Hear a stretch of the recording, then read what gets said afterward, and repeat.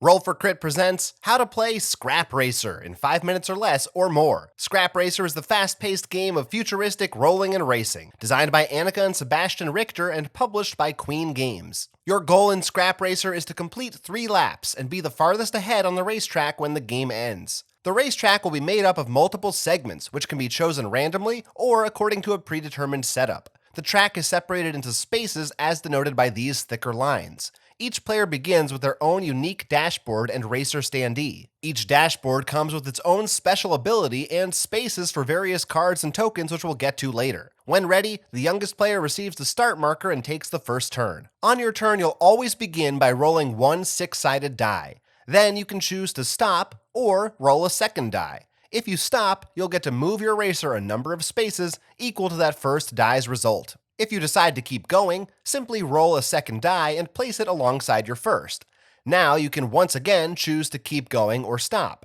If you stop, you'll get to move your racer a number of spaces equal to the combined total of all of your dice. And you can repeat this step, continuing to roll and add more dice until you've rolled all 6 that are available. Now I know what you're thinking, if I can move farther ahead by rolling more dice, then why would I ever stop before rolling all 6? Well, there's a catch. If at any point you roll doubles, i.e. if you have 2 rolled dice showing the same result, that means that your character has crashed, and the more dice you roll, the more likely that is to occur.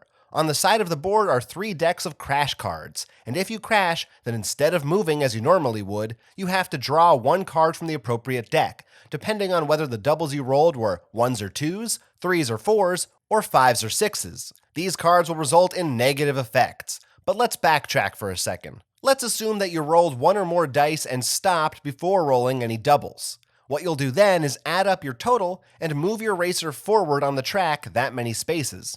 If it's your first turn, place your racer on the space behind the finish line, then start counting as you move them forward clockwise around the track. After moving, your racer's special ability may come into play, so take note of that. For example, if your racer is Swifty, and you end your turn on a curved space, you get to move forward an additional space.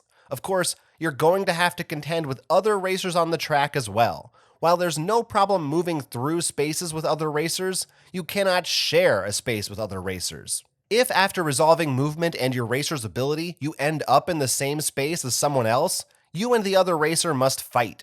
To fight, you'll each roll 1 die, and whoever has the higher result wins. In the case of a tie, keep re-rolling until one player has the higher number. The winner of the fight gets to move forward an extra space, but the losing player doesn't suffer any penalties, so don't worry too much. A fight occurs anytime 2 players end up in the same space together, no matter how it happened, including as the result of a previous fight moving someone forward into someone else's space. So be ready for a fight to break out at any time. Various spaces on the track will also hold face-down boost markers. If you end your movement in one of these spaces, you get to take that boost marker and put it beneath your dashboard face up. Boost markers can be used during the dice rolling step of your turn to manipulate your most recently rolled die, either by re-rolling it, adding or subtracting 1 from its result, or turning it to its opposite side. This can be done before checking for doubles, so boost markers are pretty handy for avoiding a crash. After spending a boost marker, it is returned to the game box. Again, if you roll doubles, you ignore the overall results of your rolled dice, and instead draw a crash card from the appropriate pile. That card will tell you what happens, and the higher the doubles rolled, the worse the potential result. You could move backwards, not move at all, or even move players behind you ahead. Rolled dice and abilities are ignored during a crash. However, as a consolation prize, you also get to take a bonus marker and add it to your dashboard. If you collect 3 bonus markers, then you trade them all back in exchange for a bonus card, which is placed face down under your dashboard. On future turns, you can reveal and spend any number of bonus cards before or after moving your racer. These could allow you to move forward a number of spaces or to a certain type of space to give you an edge. After rolling dice and either moving or crashing, your turn is over and the next player in clockwise order goes. If you move past the finish line marker, you receive a lap marker on your dashboard, plus a goal card, which takes effect immediately. Goal cards will instruct you to move specific racers in specific positions ahead a number of spaces. For example, causing whoever is in last place to move up 7 spaces right away.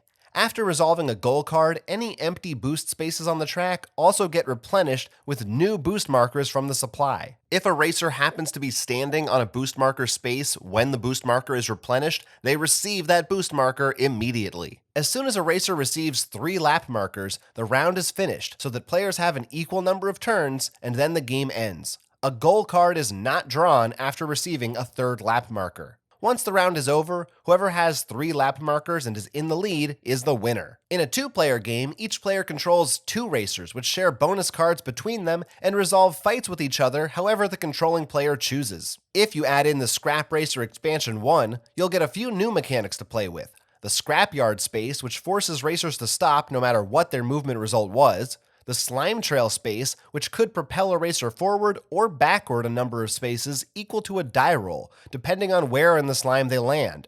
And the Salvager space, which has a stack of scrap tiles on it. A player who lands on this space takes one of these scrap tiles, which can be added to their space at the end of a future turn face up, and racers will need to spend the indicated number of movement points in order to progress onto that space, or else they have to stop at the space right before it. There's also the Pit Stop board, which allows players to choose additional character abilities if they opt to take this longer route and stop on the center space. You can mix and match different track tiles for a variety of experiences. In conclusion, roll, move, boost, crash, win. That's Scrap Racer in a nutshell. Did you get all that?